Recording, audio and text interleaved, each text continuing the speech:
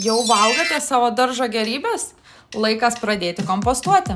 Tai bokashi virtuvinis komposteris, kuris leidžia kompostuoti tiesiog namuose. Svarbiausia, kad jis sandariai užsidaro, todėl neskleidžia nemalonių kvapų. Viduje rasite specialų dugną, po juo kaupiasi vadinamoji bokashi arbata. Tai vertingas fermentacijos skystis, kurį galima naudoti augalams tręšti. Įdėjus maisto atliekas, jas reikia pabarstyti bokashi granulėmis. Tam skirtas specialus samtelis, kuris padeda lengvai dozuoti reikiamą kiekį.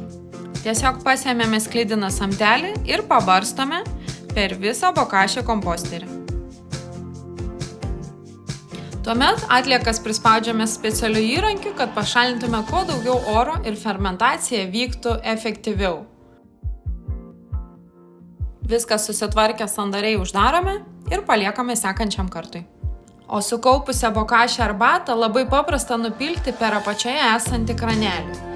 Vos per 5 dienas gaunate natūralią skystą trąšą, o per 2-3 savaitės vertingą kompostą savo augalams.